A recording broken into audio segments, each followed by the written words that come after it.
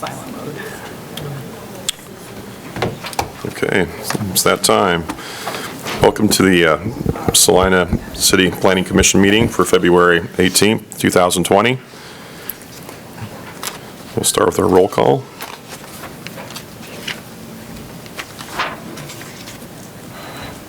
I'm sorry, I'm having some technical issues. No worries. So we were contacted ahead of time by Mr. Olson, who said he was not going to be here. As far as I know, we have not heard anything for sure from Mr. Gilmore, but he is not present. But we do have 5 members present, with Jackson, Gilmore, and Olson being absent at this time, but we do have a quorum to proceed. Sounds good. Just I can confirm with Crystal, but we have met the requirements for the Kansas Open Meeting Act. That notice of this meeting has been provided. thank you. On to the approval of minutes. We have a motion. So moved. Second? It's been motioned and seconded. Those in favor say aye. Aye. Opposed? So on to new business. We have a single public hearing item for you this afternoon. It is a quasi-judicial matter dealing with the zoning classification of a specific piece of property. And the public hearing is on application Z20-1 that's been filed by Salina Christian Academy, and they are requesting a change in zoning district classification from R1 single-family residential to R3 multifamily residential. And the property is the former Lowell Elementary School site, which is located at the southeast corner of Republic and Highland Avenue.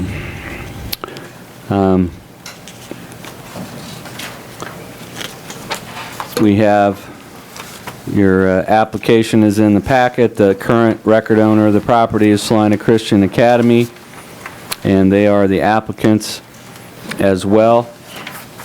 We have provided for you by way of background that in 2002, the USD 305 announced the closure of a number of elementary schools and 1 middle school in the community. And in the following year, they set up a program to solicit and review expressions of interest from parties interested in and acquiring and reusing the school district's buildings that were no longer in use. And they kind of had a first wave and a second wave where those were reviewed, and Hawthorne School and Parsons School occurred at a later time. But on page 1 of your report, we have summarized that Roosevelt Lincoln Middle School was converted into an apartment complex for senior adults that today is referred to as Pioneer President's Place. Hawthorne Elementary School was first converted into professional and administrative offices. Then that use ceased, and the elementary school was removed from the site and has been replaced by Heritage at Hawthorne Apartments. The Bartlett Elementary School became an office building.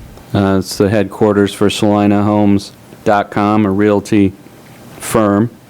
Franklin Elementary School became a Smoky Hill Education Service Center. It's also the location of the Cornerstone Academy, which is a private elementary school.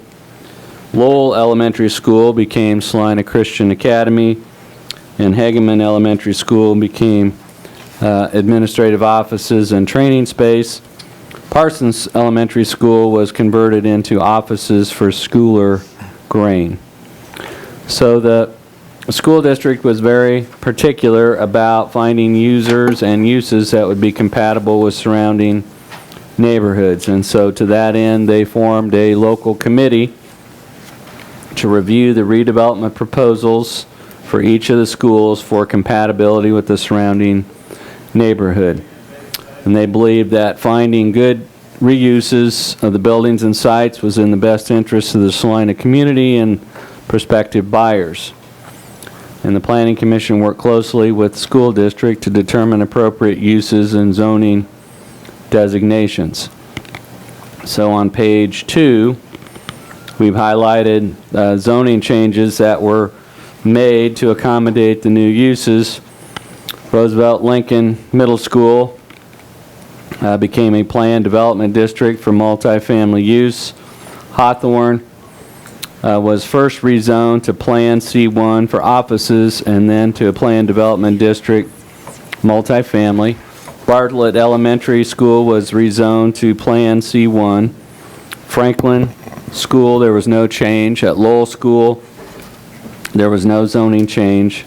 At Hageman Elementary, it was first rezoned to C1 for offices, and now it is a planned development district for administrative offices for USD 305, as well as the alternative school. And Parsons Elementary was rezoned to PC1. So what we wanted to summarize for you is most of the changes in zoning classification and most of the proposed reuses were done with specific development proposals and were done through a planned district or planned development district, meaning that when the Planning Commission considered rezoning applications, they were accompanied by specific development or redevelopment plans for the school properties. And we've also given you some background on Lowell Elementary. The original building there was built in 1915. There was an addition built in 1965. The campus is about 2.04 or 2.05 acres. The building footprint that's there now is 12,784 square feet, and it covers 14% of the lot, and the current zoning is R1 single family. The other thing we wanted the commission to be aware of is that this property is designated by the City of Salina as a conservation district property. It doesn't have a state or national designation, but the conservation designation means that the school building may not be demolished without review and approval of the Salina Heritage Commission. So some other examples of those types of buildings: the St. John's Hospital was a conservation property. Oakdale School is a conservation property. The United Building downtown is a conservation property. Those are examples of buildings that cannot be torn down or removed without a public hearing and review and approval of the Salina Heritage Commission. So our review today is based on the understanding that the school building that is there as a protected historic resource would continue to occupy the site. We noted that city staff met with Salina Christian Academy in January 2004, and they expressed an interest in purchasing this property and operating a non-denominational Christian school at this location. After meeting with staff and discussing their plans, they moved ahead and purchased the building in March of 2004. They didn't do any major modifications or additions. They made a number of improvements to the building, but the Christian Academy has recently closed its doors. The property is now on the market. There's a prospective purchaser who is interested in converting the use of the building from educational to residential use, specifically for multifamily housing. So this application has been filed to rezone and the building and grounds to R3. And if this request is approved, it would allow the existing building to be converted to apartments. However, if it is approved, it could also potentially allow the site to be cleared and redeveloped with new buildings and new multifamily housing. And so the R3 does not require the applicant to submit a specific redevelopment proposal, and there was not one submitted in this case. So bearing in mind that the R3 district allows a density of up to 43 units an acre, allows up to 40% of a lot to be covered by building, and has a building height limit of 75 feet, your role is to determine whether the requested R3 zoning would be compatible with the character of the surrounding neighborhood and the zoning and uses of nearby property. So we've summarized for you in your report an overview of the uses allowed in the R1 district. The Lowell School has been rezoned single family since 1977, and its use as a school is a permitted use under the R1 zoning. The R3 zoning allows multifamily housing. The primary distinction, again, between the two is that R3 allows all forms of multifamily housing. The R1 district does not. So you have a minimum lot area in R3 of 1,000 square feet per dwelling unit, but no zoning lot may be less than 6,000 square feet. The existing area, again, is 88,995 square feet. The existing lot width is 255 feet. The existing depth is 350 feet. And the existing setbacks are 94 feet from Republic. It is 27 feet from Highland Avenue, and it's 14 feet from Beloit Avenue. The east side yard is 210 feet, and as we noted, the existing lot coverage is 14%, and the existing building height is 24 feet with a maximum height of 75 feet in the R3 district. I think you are aware that R1 zoning is a fairly restrictive zoning classification, and R1 zoning really limits adaptive reuse options for this property. So under the current zoning, the only options would be to have another school, a church through a conditional use permit, a group daycare center or community center also through a conditional use permit, or removal of the school building and redevelopment of the site for single-family homes or as a park. Again, we would note that this property is a heritage conservation property that's protected from demolition without review and approval by the Heritage Commission.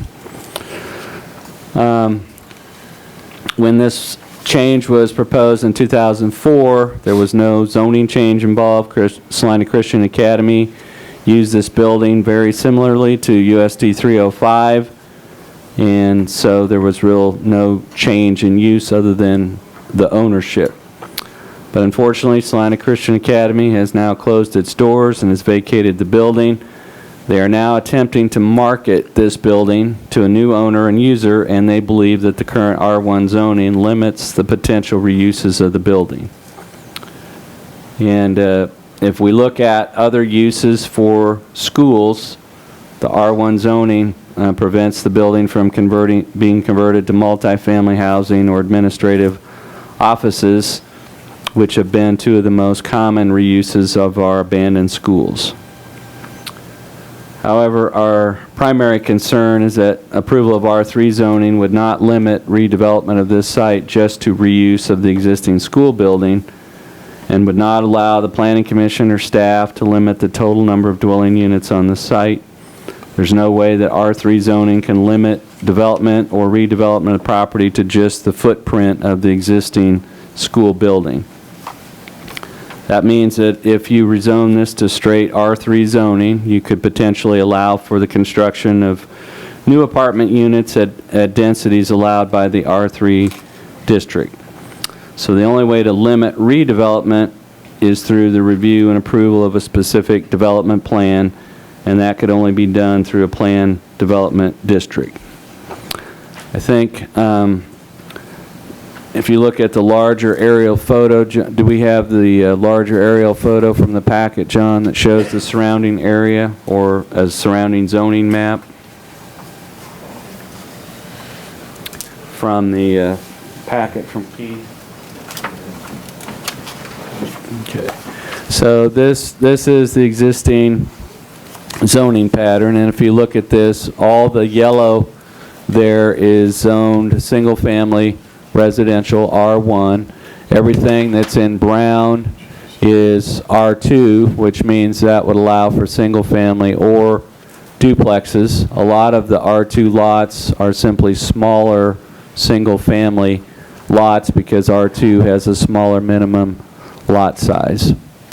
So what you cannot see in this picture is any property that's zoned R3 multifamily residential, and so all of the surrounding area except for the lower right corner where we have some commercial along Santa Fe is either R1 or R2. So you can see that the surrounding density is mostly small lot, single family, and two family dwellings. There's no multifamily housing in the vicinity, and creation of a standalone R3 district would create a relatively isolated district unrelated to surrounding property. And again, we point out that with the request for straight R3 zoning, you as a planning commission would not have the opportunity to limit the density or review the proposed redevelopment plan to make sure it's compatible with the surrounding neighborhood. John, I believe we have a map that shows surrounding utilities.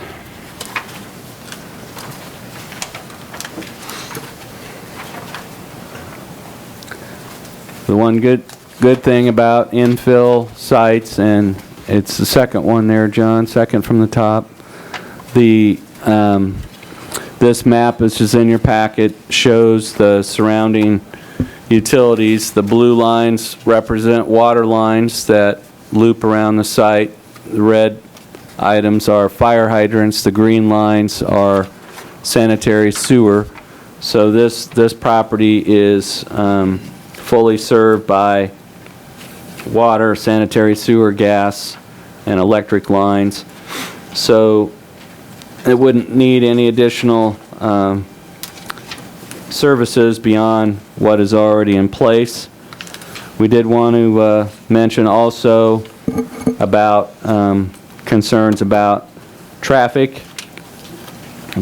Republic Avenue is a collector street. Highland Avenue and Beloit are classified as local residential streets. The most recent traffic counts on Republic show it carrying a little over 4,000 vehicles a day between Santa Fe and 9th, and Highland carrying a little over 600 vehicles per day north of Republic. We did want to call your attention to the trip generation rates, and we just made some comparisons, but I especially wanted to call your attention to the top of page 9 of your report. And so what we did was we compared from a traffic standpoint. If you had this 2-acre site and you built 12 new single-family homes on them, that would generate 120 vehicle trips per day. If you built, or not built, but converted the school building and put 12 or 16 apartment units inside the school building, that would actually generate fewer trips per day than if you had single-family homes there.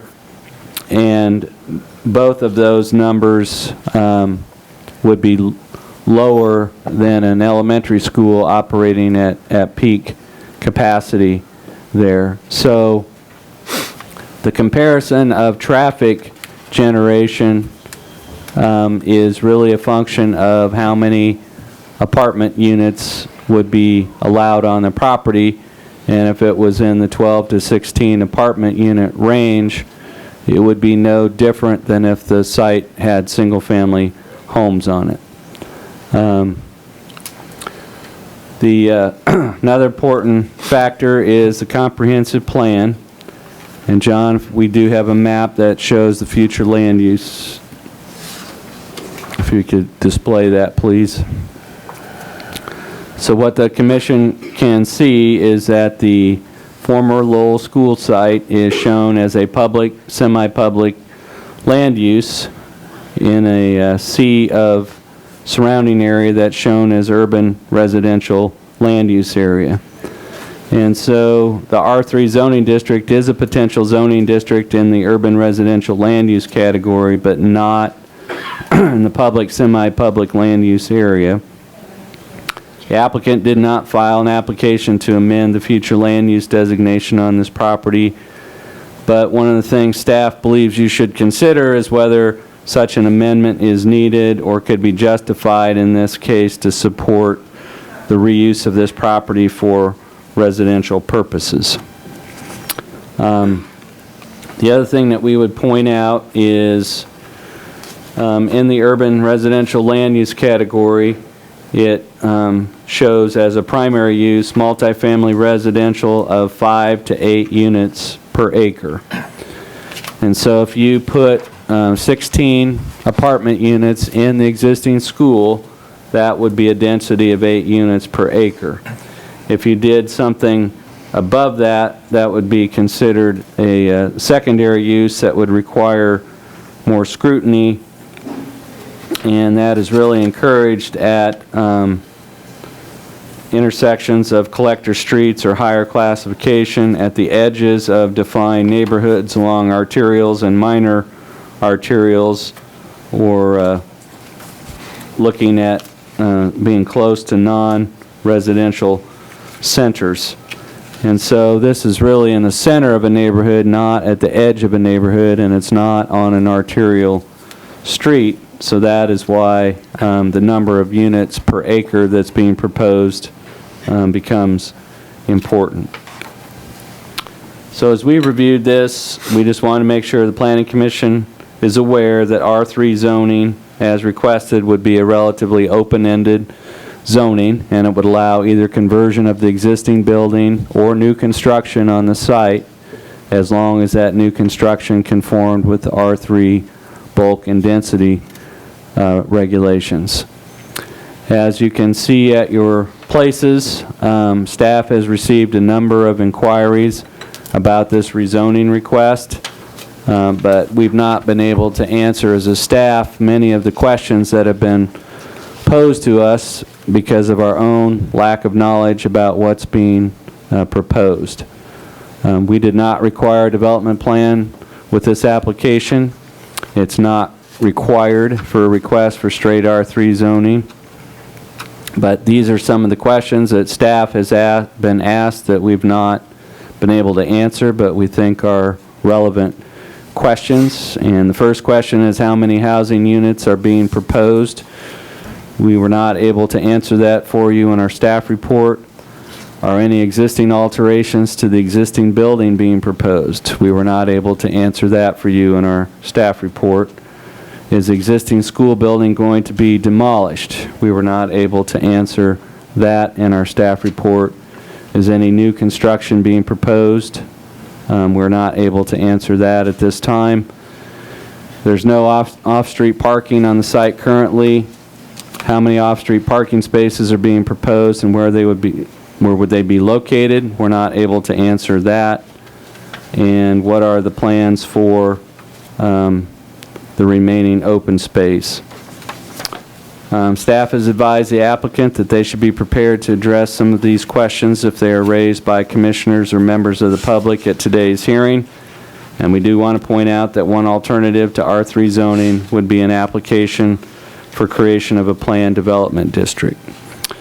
John, if you could go to the slide, which I think you have marked, that is the attachment for zoning map changes. Just for the benefit of the commission and for those in the audience, in deliberations during public hearings for purpose of making recommendations to approve or deny a zoning map change, these factors need to be taken into account by the Planning Commission. So the first factor is the suitability of the school property for development with uses permitted under the existing R1 zoning. Are there substantial reasons why the subject property has remained vacant or zoned or cannot be used in accord with the existing R1 zoning? Would the change create an isolated district unrelated to adjacent districts? Whether the proposed rezoning would adversely affect the neighborhood or harm living conditions, value, use, and potential development of adjacent properties. Whether the rezoning is brought about by changed or changing conditions in the surrounding area. Whether the proposed rezoning will create traffic congestion, overtax utilities, cause drainage problems, jeopardize fire police protection. Whether the request conforms with the comprehensive plan. If you want to keep going, John. And there's other things that the Planning Commission may consider that may be relevant in any rezoning request. One would be opposition from neighboring property owners. One would be impact on the central business district, impact on historic landmarks or historic districts, impacts on a flood hazard area, impacts on an airport protection district. And so the Planning Commission should keep these factors in mind when evaluating any zoning change. So because of some of the information that we were lacking about number of units, alterations to the site, new construction, we did not have any recommended or suggested findings at this time, but your alternatives this afternoon would be, first of all, to recommend approval of the requested zoning change from R1 to R3 as filed. You could recommend approval of a lesser change to R2.5 or R2 zoning for the site. Both of those allow some form of multifamily, but at lesser densities than R3. We'd be happy to go into any further details about those districts. You could direct the applicant to resubmit their application as a planned development district. This would allow the Planning Commission to review a specific development proposal and site development plan for the property. You could postpone consideration of this application and continue the public hearing to allow the applicant or staff to provide you with additional information, or you could recommend that this request to rezone the former school site to R3 be denied. I think with that, we would be open to any questions you'd have. We would refer to you that in your packets that went out, we had some correspondence that was received prior to the packet going out. Also at your places, you should have correspondence that staff received today. And then Dustin has some correspondence that was received right ahead of the meeting that he's going to hand out to have at each of your places. Does anybody else have a copy of that? I have a few copies of that. And we do have about 5 or 6 copies of some of the correspondence that was received from the neighborhood, if anybody's interested in that.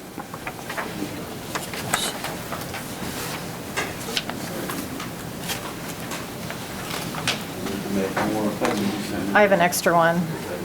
I picked one up. We have it up here.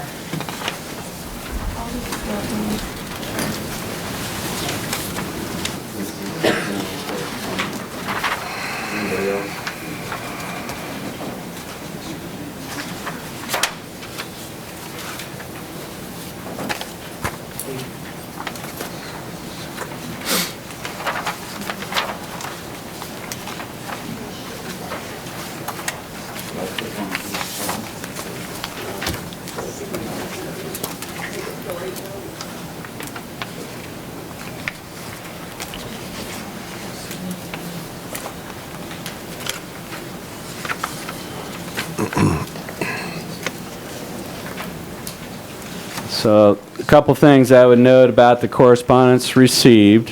In the way of public notice, we sent notice, mailed notice to property owners or owners of property within 200 feet of the school site.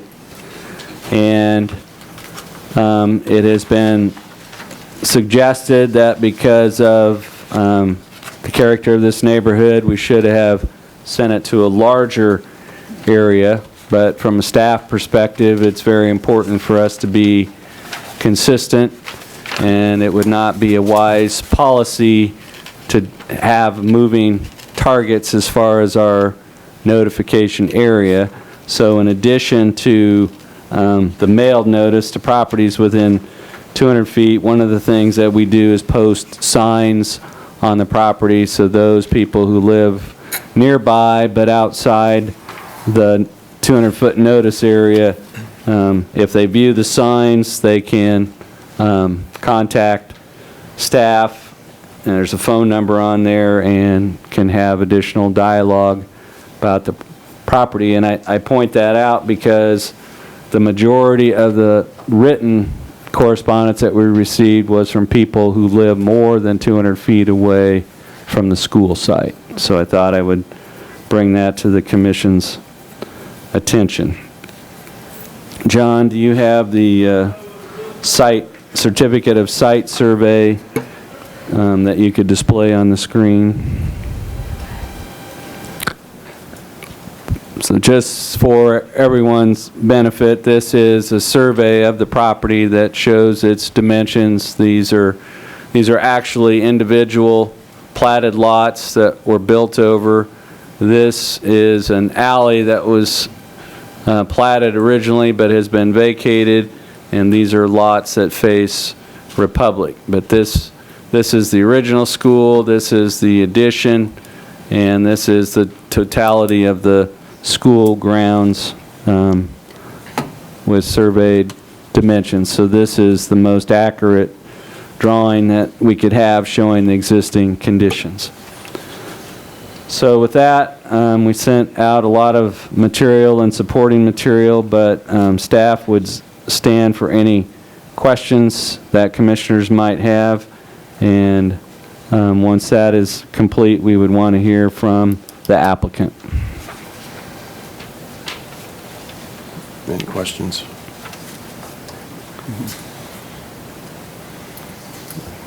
Is there a representative from the applicant available? Good afternoon, Commission. Jeff Mace, 157 South 7th with Compro Realty.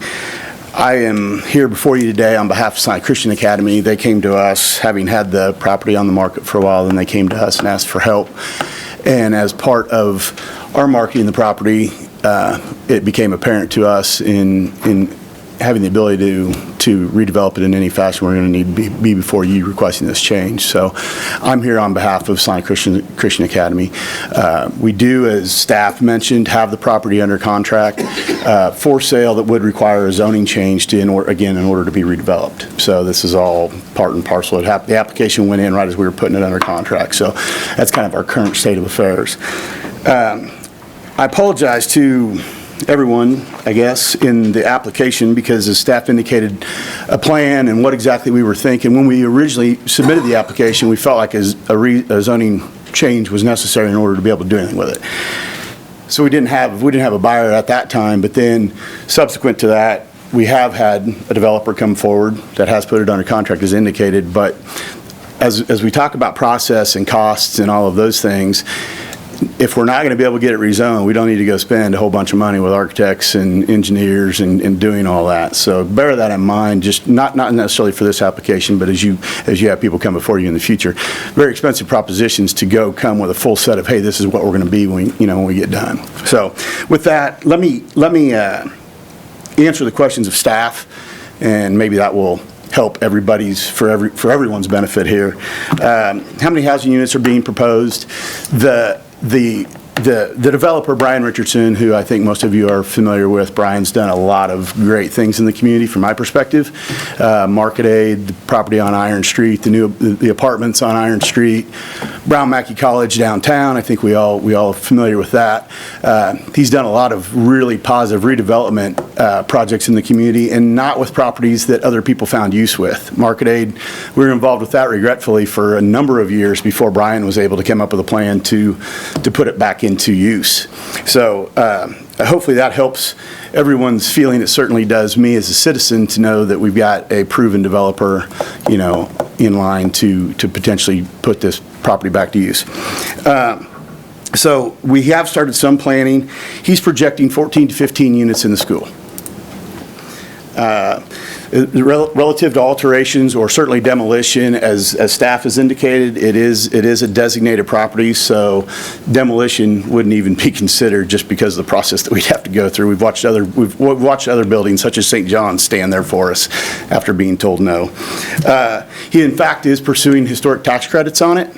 That will guarantee the exterior of the property to remain the same, you know, the historic nature of the property, which is his intent and desire to put the building back into use, but do it historically. There has been, I've heard a lot anecdotally and just had some phone calls ourselves at our office, there's been a big concern and question about low-income apartments, low-income tax credits. Those are not planned to be pursued. He's only looking at historic tax credits, which makes things frankly more expensive because you have to go out and get, you know, the windows that you have to replace the windows with are more expensive, so on and so forth. So hopefully that helps from a no demolition, no alterations to the exterior, just going in and repurposing the interior to put the building back into use. There's no other new construction being proposed at this time, no plans for that. In fact, a lot of the greenfield space, and I'll kill two birds with one stone here, in that he plans at this point to take the parking area to the north where the basketball court is and that existing hard surface paving. We're going to have to add on to that. We project 28 to 30 vehicles to be required to manage the units that are projected within the building. So no off-street, whereas before it was all off-street as it was occupied and operated as a school.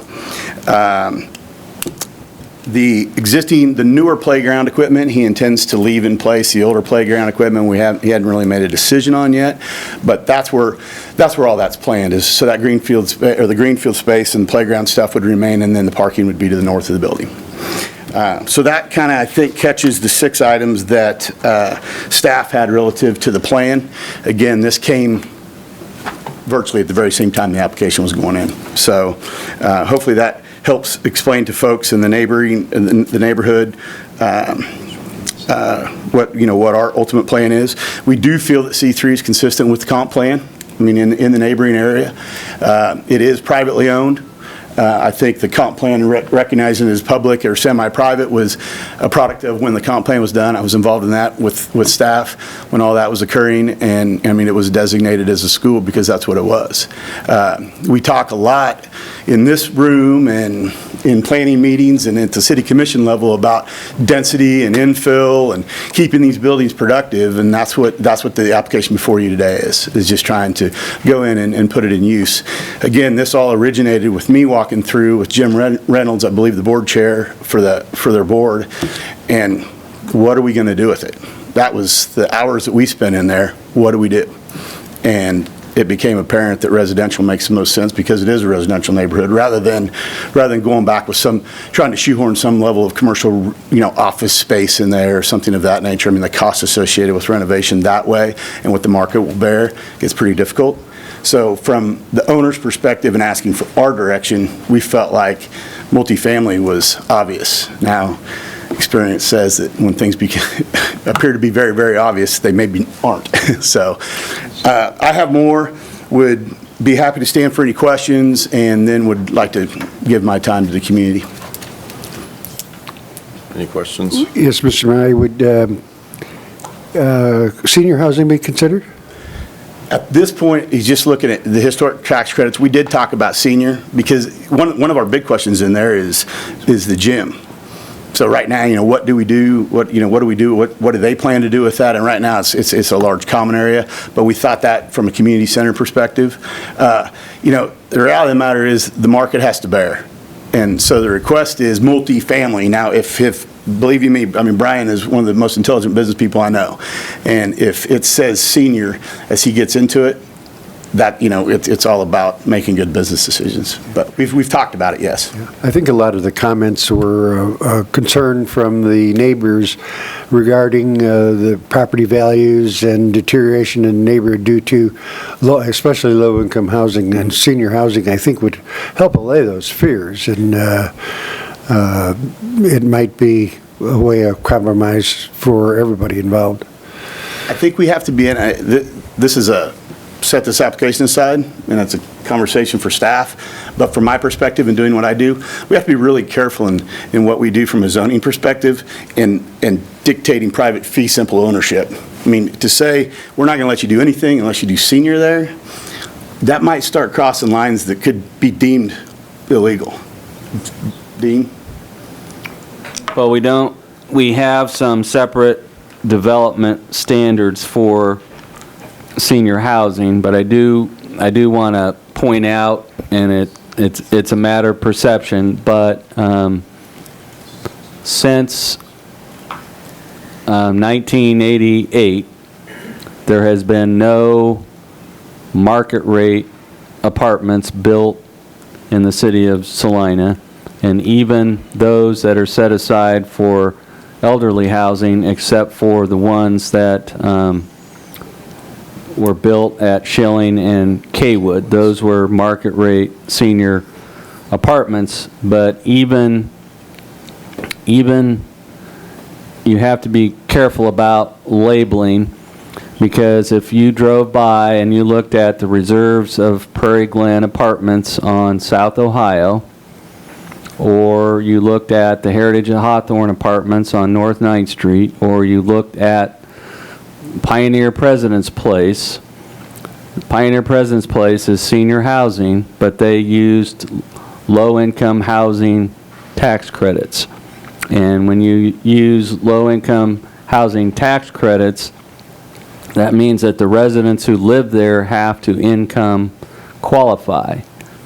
But when you drive down the street and when you look at the buildings, the Roosevelt Building and the Lincoln Building, there's no way that you could tell the low and moderate income housing tax credits are a financing tool. They're being used for the Lee Building downtown. They were used for the Roosevelt Lincoln there, and they're widely used in Salina to help developers fill the financial gap. But what I'm trying to say is there's no correlation between the design and the appearance from the outside that tells you that it's a low and moderate income tax credit project. So what we found with Roosevelt Lincoln was that there were many people who were interested in living there who could not, because when you finance with low and moderate income tax credits, the people who live there have to income qualify. So in that particular case, that was designed as senior housing from the beginning, but we don't have zoning based on rent levels or zoning based on seniors versus families or any of that. Our zoning that we have for multifamily is based on the number of housing units per acre. And so you should look at it from that perspective, from the number of housing units per land area, and not focus so much on who's going to live there or what the income levels are, because I think that anyone who drove by and looked at what was done with the reserves at Prairie Glen on South Ohio, or the quality of the work and the appearance of the Heritage at Hawthorne, there's just no way to distinguish those as what sort of financing tool. But what Mr. Mays is saying is that the Norton Apartments, which is across from Casey's on East Iron, Mr. Richardson used historic tax credits only there. He did not use low and moderate income tax credits. But virtually every apartment project done in Salina since 1988 has been done with assistance of low and moderate income housing tax credits, and that is just because it is a financial tool to assist developers with their construction costs. The flip side of that is that for a period of years, the housing is limited to persons with incomes at a certain level. I was involved with both the South Ohio, help me again, the Overland Property Group. I did their zoning. I stood before this group and did the zoning when we did the Hawthorne School, and that was demolition. And this room was fuller than it is today. But I think you can drive by there and see what the quality effect of reinvestment in a neighborhood looks like. It's a great example. I don't think the appearance of the building was the concern of the neighbors.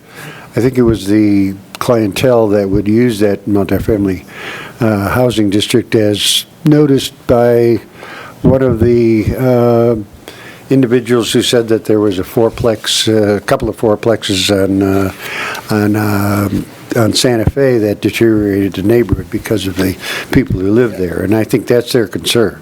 I apologize. I brought something with me today, and I was going to email it to John, and he was regretfully not able to accept email. But I did this. I kind of started on it just out of curiosity, and then kind of kept expanding in the area.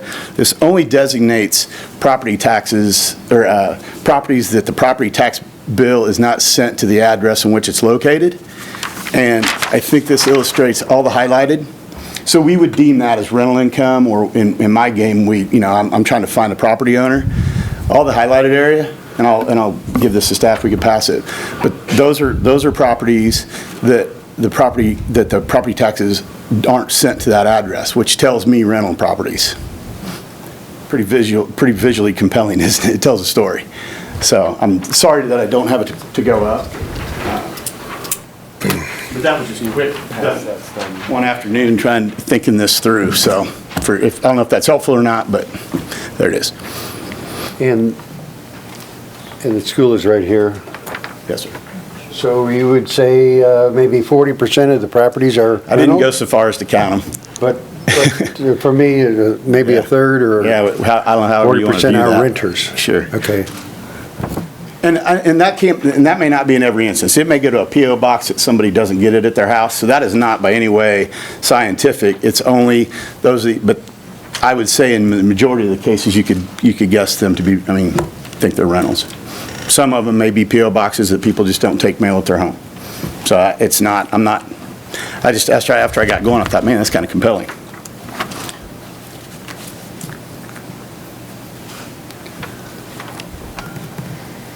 I know we've got lots of other folks that like to address you all. I'm happy to stay up here answering questions. I would like the opportunity to return if that's okay, but any other questions of me? I am curious, do we have an idea of the breakdown of the units as far as, are they going to be 2-bedroom, 1-bedroom, Yeah, I'm 3? sorry. Right now, and some of this is space planning, Sure. But he's got 14 units with 14 1 or 2-bedroom units, and then he's got one larger unit that he's looking at that would be 3 to 4 bedrooms. We talked. Helps you that floor. Yeah, he didn't put that out there. First floor is on the. They'll be existing? Thank you. Is this Yeah, that's existing? existing. Okay, so just, the floor plan as it exists today, or his plan as it exists today in very loose paper is 14 1 to 2 bedrooms and then one larger unit. If we talk about cars per day, at Salina Christian Academy's height, we were told that they had 160 students. And using staff's 1.3 ratio application at that's 208 cars per day. If we have 15 units, it's going to, well, staff's again calculation, 12 to 16 units would be between 87 and 117 cars per day. So essentially half of the vehicular impact as opposed to its previous use. So just spitballing, what are the price ranges going to be on the rent? I can't get there. What are you guys shooting for? Yeah, It's- I'm sorry, we can't get there at this point because we don't know the economics of it yet. I mean, we're just doing the space planning. Can't speak to that. I mean, again, the question is, if not multifamily, Yeah. No, I guess where I was going was maybe some of these neighbors of mine would be put at ease if Sure. the rent pricing was maybe a little higher, or, because, back to the comment about there was a fourplex, and I'm guessing it was probably a tenement home or two. Not all rental properties are managed the same, and they have a range of clientele.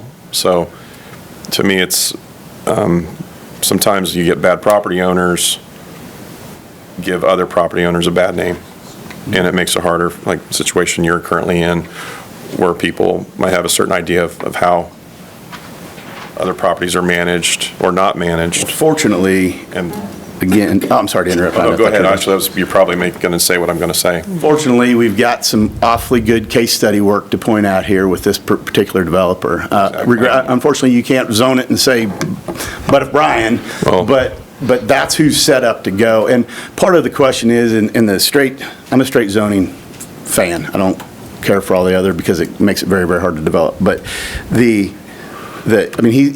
would like to get going just as soon as he can, which that means new roof, that means new windows, that means tuck pointing the brick, that means new landscaping. I mean, the property is going to look remarkably better redeveloped than it does today. I gas up at Iron in Ohio and have for years, and I go down Iron to do that. And I've seen the transformation of the two buildings that you're talking about. So from my perspective, sitting here, if that's what's going to happen to this property, I would encourage everybody in this room to drive by those properties at the corner of Iron and Ohio, because the transformation's Yep. amazing, and honestly, I commend him for doing it, so Market Aid's another one I right there. agree. So, It's another one that literally you could shower standing there when it was raining inside that building. Water was running in it when he took it over. It was falling down, and he found a use. well, that's all I have. Does anybody else have any questions, or? The Market Aid building, Dan wants to know as far as a little more information on that. The old West Star, if you go further east on Iron, on the other side of the road, it's got the circle drive there. And Brian went in, and that's actually a mixed-use commercial and residential property. Remember where the KP&L building, as you go east past Casey's, you're going up the hill. On the south side of the road, there's a circle drive there, and it's a Spanish-looking property, I believe, is how I would describe it. I'm sorry, I don't have the address. Or if you've been here a long time, it's the Jormar Dairy Building. Dairy property. Long time. Long time. I've only been in Salina in like 9 years, so. Okay. Well, thank you for your time. Thank you. The fact that Brian Richardson is a part of this is wonderful, because, as far as his work, you just can't help but respect that, for sure, so.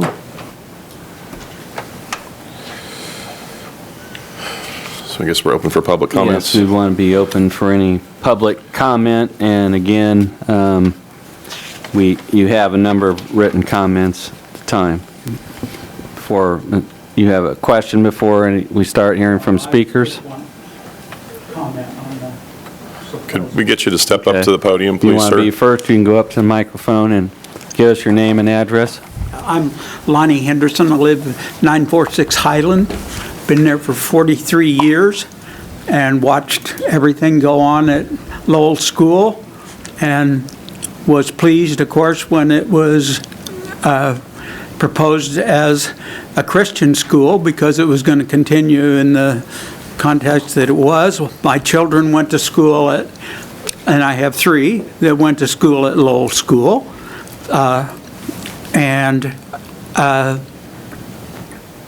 The one thing about Lowell School that the neighborhood has always done all of these years is they use the playground as a park.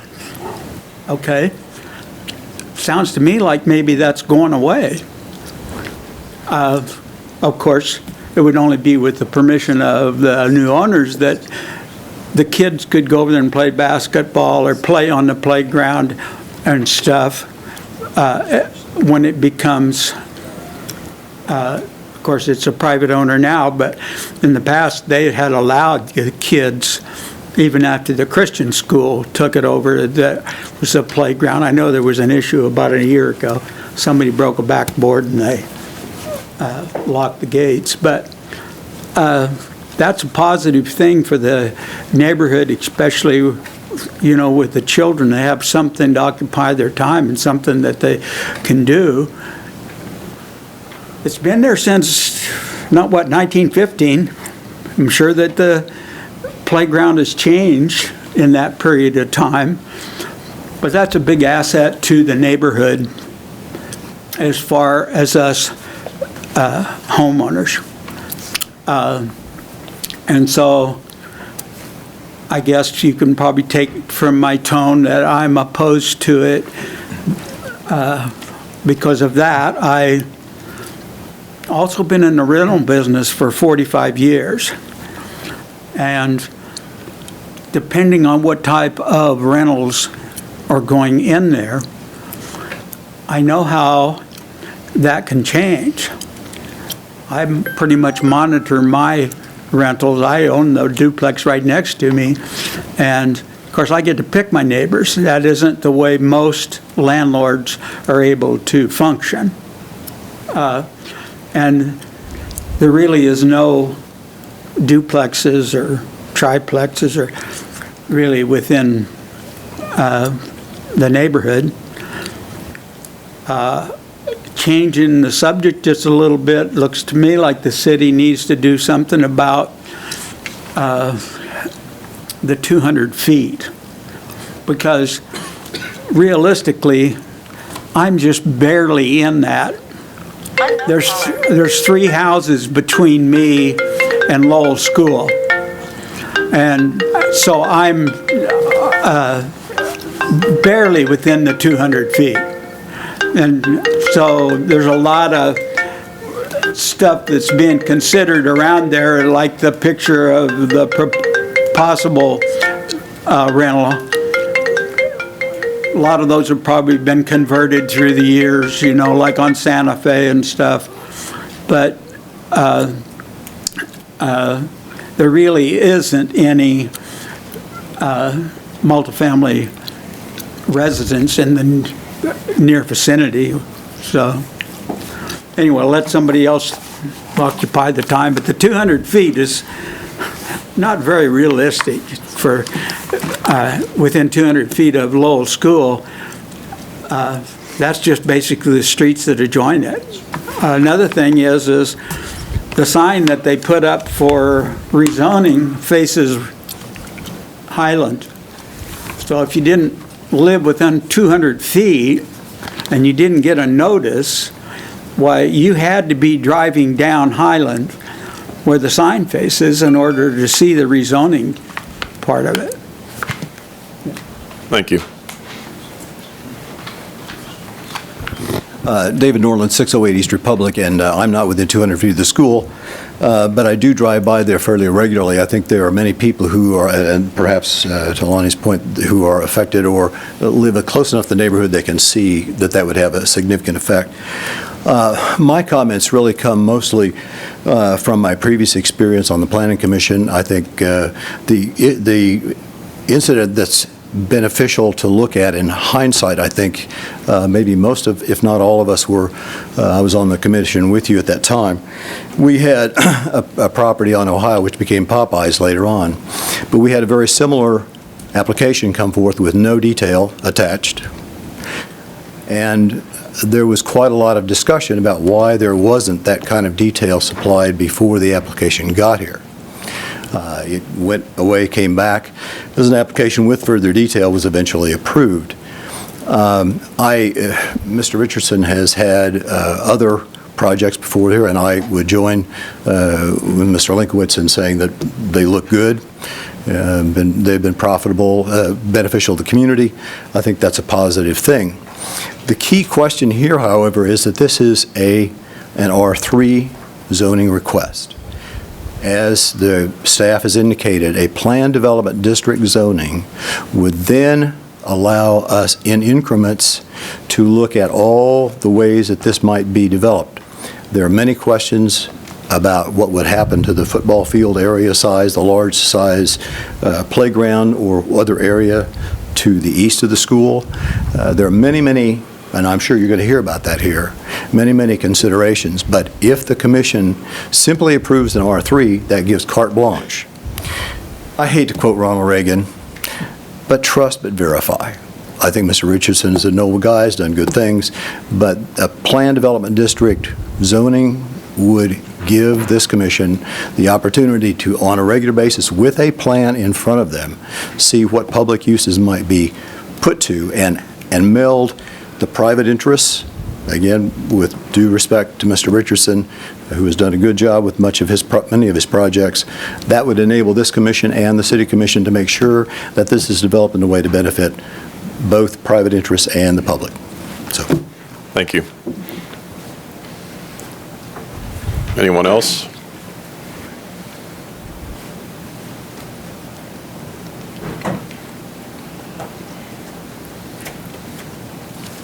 Joan Ratzliff, Salina, and I live a half a block north of the school. I did see the signs, and I'm glad to see a lot of my neighbors here and I've been there 22 years, and I have some new neighbors. I'm glad to see them here and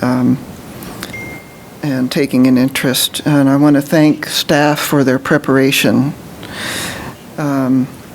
So I did send an email kind of late today. Again, I want to thank staff for meeting with me and a couple others last week. It was educational, and as a result of that meeting, I forwarded some information to you attached to that email. I thought it was kind of interesting, but again, I also urge the Planning Commission to not approve rezoning 2 acres to R3 today. I ask you to take your time in determining the best use of the property, considering the history of the parcel, the wishes of the current neighborhood. In my view, the site's history, the city's needs for healthy recreational opportunities, and to build community, and citizen preferences are the most important considerations. So the history of that as a public property started in 1915 with condemnation for a school and playground. It says on that record from May of 2015, it says, "We, the undersigned commissioners duly appointed by the Honorable Dallas Grover," and so on and so on, by his order of April 23rd, 1915, to condemn and appraise certain lands for a site for a school building and playgrounds. And so that was an establishment of it as public property. The 1998 bond issue that would close Lowell passed by a very narrow vote. And turnout for that election was, I think, somewhere around 1,000 voters higher than the mail-in ballot for the 2014 bond issue, which to me that demonstrated a high public interest in, that was citywide, of course, not just Lowell.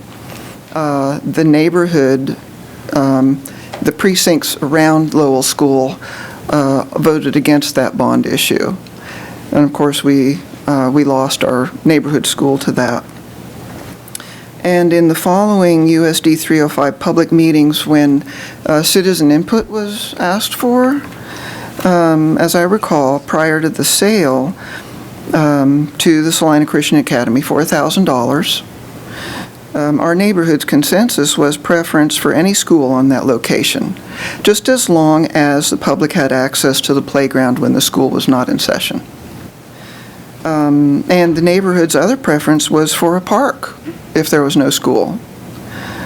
And now I know that was a long time ago, 17 years, something like that. But I think that that preference still exists today, and I think that needs to be looked into and respected. So I recently discovered that the public's interest wasn't protected, and the public's preferences weren't preserved in any deed restrictions in that sale to Salina Christian Academy. And I was a little bit disappointed, but I guess that's really not surprising under the circumstances. The current county appraisal is about $1 million. Most of that value was generated from taxpayers. And so it seems to me that that kind of value should not be transferred to private for-profit interests. It just doesn't seem right to me. And I believe that the city should do all it can to honor the 1915 designation and the current wishes of the neighborhood. And for recreational opportunities, we need to remember our city's poor public health measures. And that we have the 2018 Parks and Rec Master Plan, a lot of pages. It's got some recommendations in there that go back prior to 1970. And in it, it says that school playgrounds can be considered to take the place of neighborhood parks. It also has a recommendation for neighborhood parks within a half mile of any residence. We don't have a park within a half a mile of my house or of the school. The nearest park is Sunset, 7 or 8 blocks away. I think it's like 0.6 miles, which is closer than some neighborhoods have it. But in that 2018 Parks and Rec Master Plan, on page 207, where it talks about the needs assessment, it has a graph with the top priorities, and playgrounds are within that top priorities. So I used to, before they locked the gates, I used to hear kids dribbling their basketballs down in front of my house on the sidewalk. And I think that we need to have that opportunity available for everyone to use that. And community building. Some of you were at the hackathon workshop. I think that was last spring.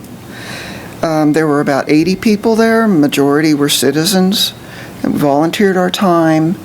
And we broke into small groups, and we all came up with a different, with our brainstorming, came up with something different. But the outcome were all related to building community, as I recall. And when we lost our neighborhood school, we lost a location for a hub.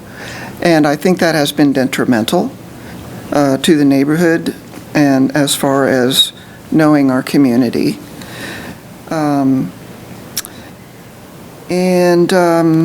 Well, we initiated a neighborhood watch, and families met at that playground. We were able to meet there. Children played while the adults talked about things. It acted as a hub, and we need to continue to have that. In my opinion, the Salina Christian Academy folding, while it's unfortunate, it presents an opportunity to rebuild a community in a neighborhood that has lost its hub. As far as citizen preferences, a spot rezone, as staff has pointed out, could alter the character of the neighborhood.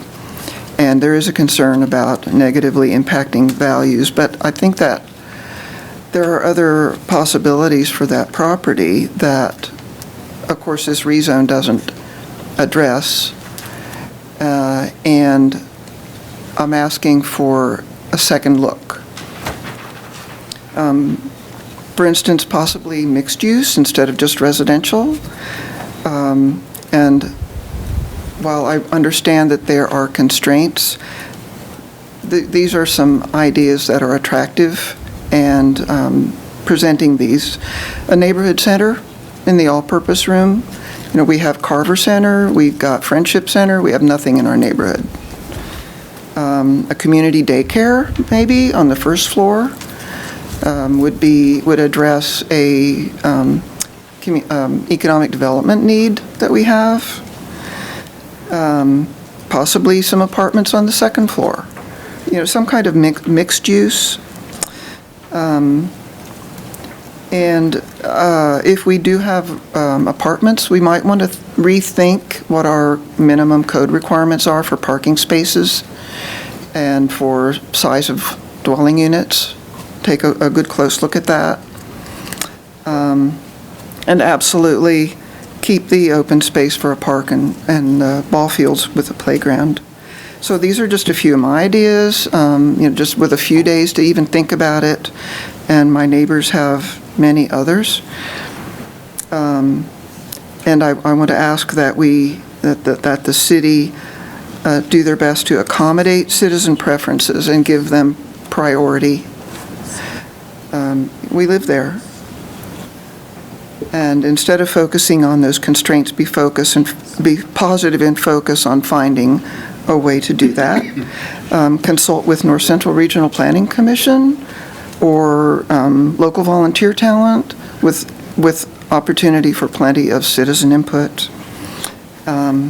So those are my comments, and pretty much was what I had written out for you. And I want to thank the commission for your service. Thank you.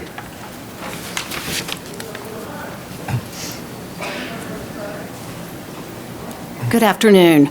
I'm Martha Murkison, and I live at 758 Highland, which is down the street from this property. But we've been talking about this property and its close environs as if that alone was a neighborhood. Our neighborhood is a historic neighborhood. It begins at Crawford with Highland. We have the most fantastic Halloween party in the whole city. What I want you to hear is that we care about this neighborhood. It's vital, it's historic, and we know one another in a way that very few other neighborhoods in this city do. I think that's vital to part of what the city is also doing with revitalizing Santa Fe, with downtown, trying to encourage people to move back downtown, to walk. We're one of the first spokes from downtown. You can walk to work downtown if you want to live on Highland in this neighborhood. I think it's very important to pay attention to how we maintain the livability in our neighborhood and how we're able to maintain the value of our homes, and to know that we work hard at it. I was pleased with the plans from Mr. Richardson for developing this property, particularly with the historic development money. That settles a lot of my fears, but what troubles me is the lack of a plan. Once you change that zoning designation, there are many changes that could be changed if something doesn't work out as it was hoped it would. This building matters. It has the Pythagorean theorem on the side of it.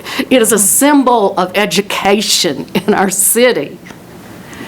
Please, I encourage you to vote no, but with the request to bring back a plan. Some of the other ideas are good. I have no issue if the redevelopment is done well and the green space is maintained in a way that the children of the neighborhood could play in it, because there is no park for them to play. Thank you very much. Thank you.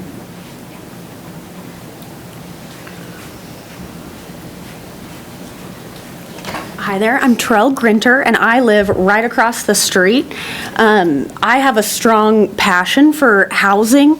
My husband and I moved here just a little over a year ago, and when we came to Salina, it was completely impossible to find an apartment that we thought was livable to the standard of livability that we wanted at the time. We kind of wanted those cool floors, great lighting, and we didn't find anything in our budget, and anything that was in our budget didn't match our priority list. So I have a soft spot for quality housing for middle-class citizens. So I definitely did get some of my fears were definitely soothed through understanding a little bit more about how funding was going to happen for this project and things like that. Then we go from mourning the loss of finding an apartment and saving a little bit of money, and we bought a house that we probably, did we save up enough for? Probably not. But we have the house right across the street, and we absolutely love it because we got to see kids excited to go to school every day. We got to, right yep, there? that's us. Yep. Okay. We got to wave at parents as they were pulling down the street. We got really cute little May Day gifts on our porch. So that family value that we were just talking about, that those core, what makes our neighborhood special, we see that so often. And so I would hate to see something across the street where we didn't love what's already there. We take that historic value away, and it sounds like that is something that we're already passionate about keeping in there. But I think I agree, coming back with a plan, knowing what we are going to do with that green space. The playground, how cool would it be if we got to use that as a neighborhood, if we're open to that? We can't use it right now, so we don't really get to experience that. We don't get to take our dog into that huge green space. I'm going to have a baby in September. I would hope that we get to take our kid to a playground, and we would appreciate it and treat it with respect, because that would be on some level private property by then, but it would be great to use it as a community centered. But I think we can get there even if it is apartments. But I think if we just have a little bit better of a plan, we can kind of see it mapped out. I think that'd be a little bit better than just saying, all right, go R3, have fun with it. Yeah, thank you guys. Thanks.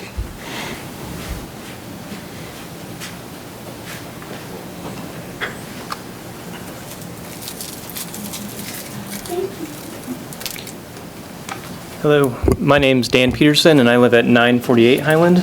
So I don't know if you can move the map up a little bit so you can see. So I live in the third house on Highland, on the left side, so right there. And I'm actually, Lonnie lives right next to me. You're not actually in the 200 feet, because I'm not in the 200 feet. Well, it depends on what they do. I did Google Maps. It's between 199 and 201, so I guess it was 201 is what you went by. But my family and I, we moved back to Salina about 4 years ago. My wife and I had got married here, and we were gone for about 10 years or 8 years, and then we moved back. And one of the things that we wanted to make sure when we moved back, we wanted to go to Highland, because Highland's it's the street that everyone talks about. It's all the old homes. It's all the historic homes. We wanted something historic. We didn't want a cookie cutter house somewhere else. We wanted basically to go to Highland. My mother-in-law moved here from California. We said, you need to come to Highland. She moved to Highland as well. 2 years ago, we lived further down Highland. The opportunity came up for us to move to this house to be right across from my mother-in-law. So we took that opportunity because we knew this is it's a great place to live. We want to continue to be in on Highland. We love the old homes. We love that people walk the neighborhood. You see neighbors from down the street everywhere. Everyone. So I just feel like going straight R3 apartments in this area is just going to kind of ruin the neighborhood. It's not a place that people want to, if I go and think 2 years ago when I moved into the new house, if there's an apartment there, I probably would have done a second thought. I would have stayed down Highland further. I'm afraid that if it comes up where we need to sell our house, it's not appealing to have apartments near you. One thing I want to point out is the intersection at Highland and Republic. I know everyone here has probably been at that intersection. I'm not sure if you guys have gone to that intersection before. I don't know if you can point to that. You're talking about the offset? Yes. The offset intersection, and actually this past week, because I felt like, people need to know about this meeting. I didn't feel like, 200 feet was enough. So past week, my mother-in-law and I went down the 900 block and put notes in everyone's mailbox just to say, hey, there's a meeting coming up. You need to know about this because this is a big thing for our neighborhood. But looking at that intersection, it's already a horrible intersection to go to. No one knows how to use it. No one knows. You go there, we hear honking from our house all the time. People think it's their turn. You hear people almost get hit. It's not a very good place to walk. I'm concerned. You talk about the parking lot. Well, look where it is. It's right at that intersection. So what's another couple hundred cars a day going to do, putting more people there? I don't trust, my kids to walk across the street there because it's bad. People swing around that intersection very quickly on the Highland. People think they're driving on 9th Street, or, people don't go 25 on that street. And I'm afraid you're going to see people pulling down the street. If there's cars there, our kids are trying to go to my mother-in-law's house, there can be issues there. It's just doesn't feel safe. And talking about just definitely concerns for parents to have more traffic there. And one thing that I heard when they were talking about the construction, and they said the exact comment, I wrote it down, there's no construction at this time, which makes me think, if it's R3, is there construction in the future? Is there, what's to say they couldn't, there's a big spot there, you could easily put a whole big apartment there with, I think it said there could be on this property up to 86 units based on the acreage. So that's definitely a concern, because it's kind of saying, hey, blindly trust us. I don't think I can do that. And just, as a father of kids, I don't know what kind of people, we talked about, you don't know the kind of people that could be moving in. Is there going to be more crime? I don't know that. It's hard to say. But are there other options for this property? It seems like it's been a school for 105 years. It seems like, is it our problem that, or is it our fault that they can't sell it immediately? We're the ones that are going to have to deal with this long term. Salina Christian Academy, they're going to be out of this. It'll be fine for them, but we're the ones that live here, and for many of us, many years, many of them. So, thanks. Thanks. Actually, I do have a question for you. Yes. Just kind of a comment, too. It's nice to see young families move back, and I'm curious what brought you back to Salina. A job that I'd worked at previously, and they had me come back to. That's really good to hear. So, one more comment I was going to make, just about the traffic that my wife had actually mentioned is, we're talking about similar amount of traffic. Well, school is not in session 365 days of the year, and pickup time and drop-off time are very specific times. So I don't know that I can say apples to apples it's the same amount of traffic. I understand. Thank you. Thank you again. Thank you.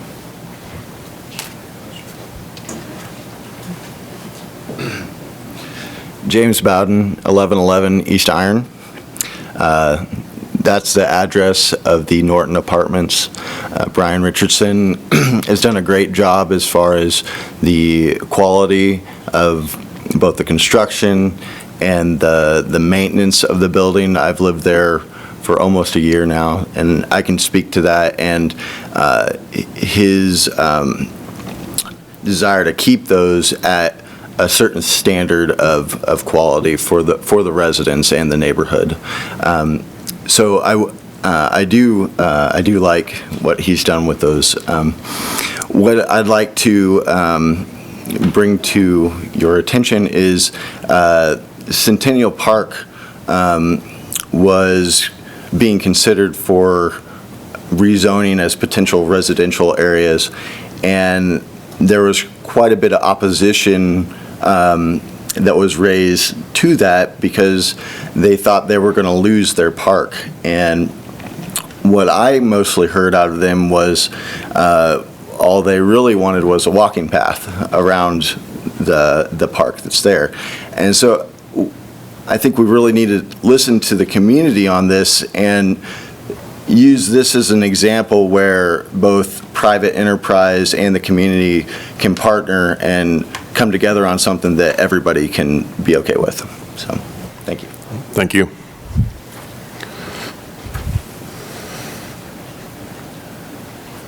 Anyone else?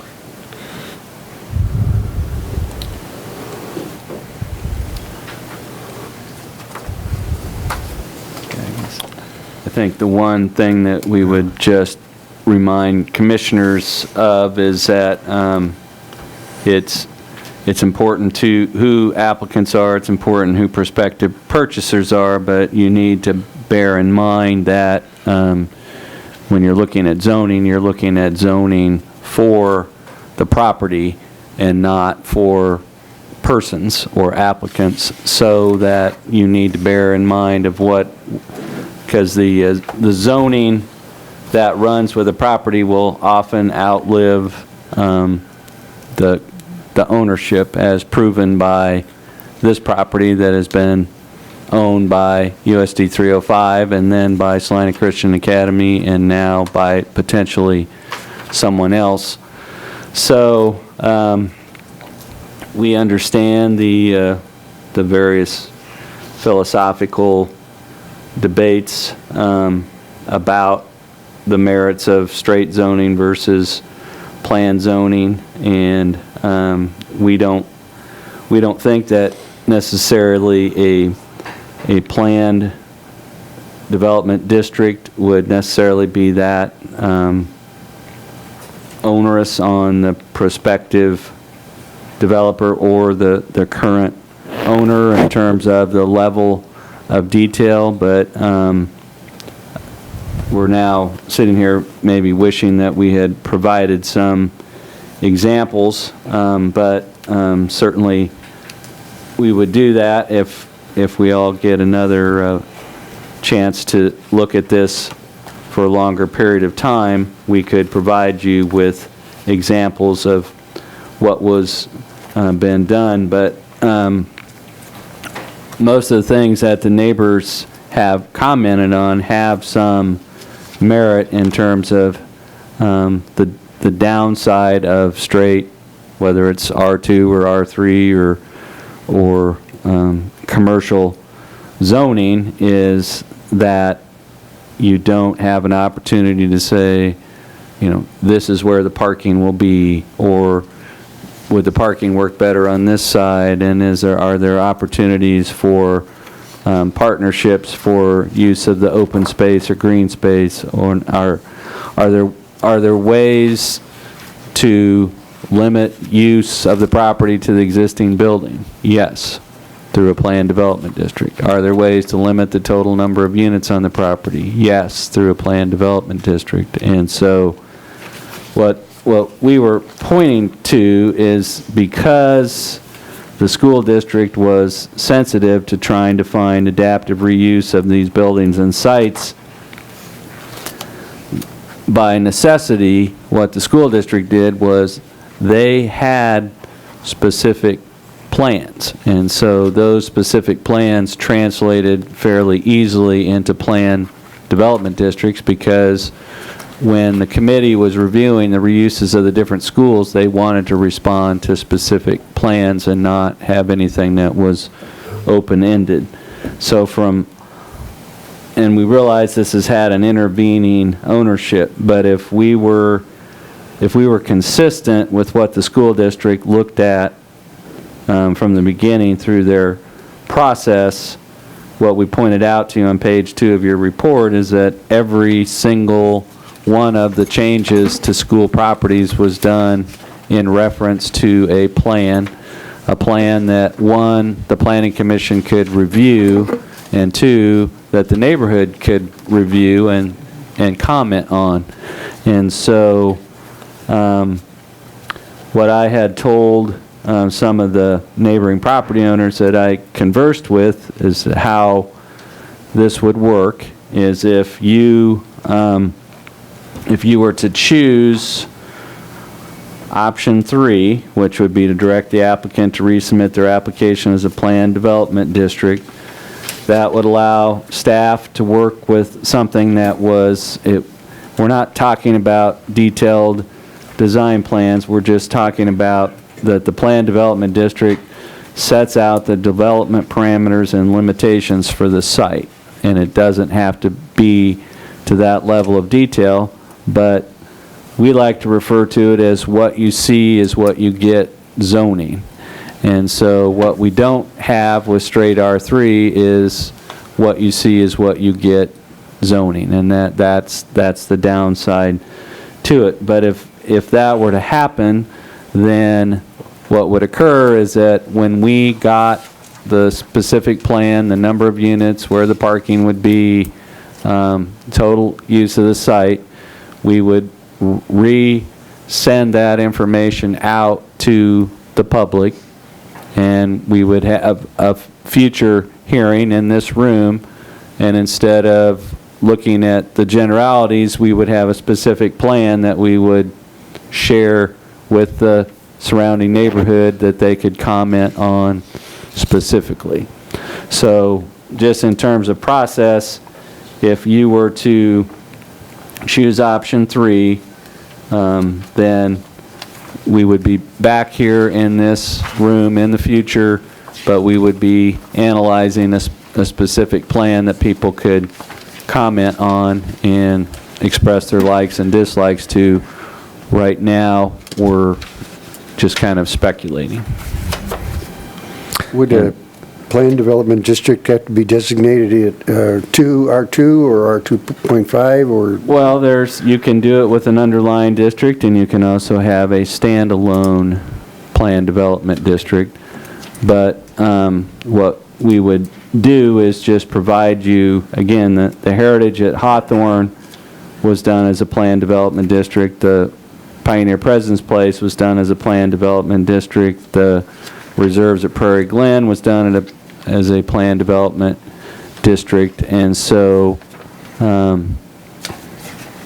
it is a good way to eliminate open-endedness and uncertainty. And so that has been referenced here, and I think from what we've heard from the neighbors is that they don't really like open-endedness and uncertainty, and so having something that they can, doesn't mean that what comes back they will like everything about it, but at least we'd have something more concrete to respond to. Thank you. The applicant like to. Well, staff, it sounds like the city's buying it. Who's signing the contract? Turn it back into a park. That'd be you. I'm kind of a little levity here. I grew up at 841 Highland, and one of the points that I'd like to make, I spent all my life there, and fortunate enough to live across the street from Dean Evans and played basketball in his backyard. And every night, all night, amazing experience. That was then, this is now. The idea that an individual can own that 2.04 acres and make it public access and withstand the liability is just simply outrageous. Unfortunately, I hate it, but unless the city wants to step up and purchase the property and make it a park and a community center and all of those things, which is for sale. But the reality of the matter is individuals and individual investors withstanding that liability is not reasonable. I just share that with you from being in the game. So that was one of my only points. You're right, Highland does have the very best Halloween parties of all time, having been a kid even back then. So I think the density question, the cars per day question, all those things are answered in the information. If everything we're going to zone in the community is going to be planned, why do we have zoning? Because every time we come forward, This property in particular, I think. With the neighborhood, I get it. Well, I think the fact that admittedly, it's unusual that it used to be a school, and the idea that basically, I mean, I didn't live in Salina at the time. I was in a different city. But I remember my parents are retired teachers. We're talking about it. So basically, the school deemed it financially beneficial to liquidate it, and it. Like it or not, it's owned by a private person now. But the nature of that building is unusual. I mean, but we've made it work in Salina with Hawthorne, and also Roosevelt Lincoln. But I think definitely the consensus from these folks is they want something more definitive instead of the abstract. A quick question for staff. What is it all Plan Development District, PDD, is that the PC or R3 we would see? Or I know we've done some zoning here where the Planning Commission body said, we're okay with C3, but we want to limit the height of the building. I heard a comment in the audience earlier about how tall could apartments go. We want to amend the R3 zoning district to make sure that we're not building a 5-story apartment complex there. Right. But What we don't, duplexes would be allowed, and things of that nature where we could still, the rules for a purchaser are known rather than coming in and going, who knows what I'm going to be able to do. That is the concern for property owners. And I get this instance is different. This particular one's very unusual. I mean, as a whole, it's very difficult to do anything in this community because it all wants to be planned development, and you don't know. So is there, I know, am I right? well, we don't have a planned residential district. What we have is we have planned development districts. We have a planned commercial district, which is what I'll say is a slightly lighter version of a planned development district. But a planned development district is a two-way street, because a planned development district does allow a developer to do some things either through self-imposing them or to make their project more sellable, or flexibility-wise, they can increase allowable heights, they can decrease allowable heights, we can make this setback along Beloit conforming through a planned development district, instead of having the uncertainty that if something happened to the building, it couldn't be built back in that same location. So there's two-way streets of planned development districts that actually can make some of the regulations more flexible, but the main thing that it allows, and we can share the examples of what was done for Heritage at Hawthorne and Reserves at Prairie Glen, and those that just spell out the development parameters so that the density is capped, or that the development is limited to the existing building, as opposed to allowing other forms of construction that conform with R3. But we can provide examples of what was done with those other sites. So did I understand you to say that while in commercial we have a planned, because to me there's two different things. There's, if the commission chose to say, here's the C3 bulk regulations, and we want to modify them in these ways, be it, I mean, again, to a comment that I heard back here, concern about high rise, I would feel the same way. Right. And it's not the plan. 2 stories is the max or something of that nature. And we don't like the setback. They could carve that out, and then whomever buys it has to follow those regulations, versus coming with a full-blown site plan, and this is exactly what we're going to do forever and ever, as opposed to you all deciding what those limitations you would be comfortable with and still rezoning it into a multifamily environment. I would envision that it could be a planned development district R3, but with certain modifications to the R3 standards. And you would go through item by item and say, in R3, the height limit is 75 feet, but in our planned development district, we want to set the height limit as 25 feet. Right. That can all be done in that similar fashion. Okay. And can you, one more question, and I might take too much of your time. Can you speak to the definition? I apologize for not being prepared to answer it myself. How do we differ from R2 to R3 or R2.5? Can you speak to just some of the high points? Because it's possible that R2 can live with something less. R2 has a density of 28 dwelling units per acre. R2.5 has a maximum density of 21 dwelling units per acre, and R3 has a maximum of 43 dwelling units per acre. And it's not to say that R3 is solely for that purpose, But if you drive and you go look at the Oakdale Plaza or you look at Johnstown Towers, those are zoned R3, and the R3 is designed in a way to accommodate those types of high-rises. And so it is the most intense of them. But the main difference is I just ran the numbers here, and if you R2 multifamily is a conditional use, but if it was R2, you could have a maximum of 28 housing units on this site. If it was R2.5, you could have a maximum of 42 housing units, and if it was R3, you could have a maximum of 86 housing units. And so that's just a function of the dwelling units per acre.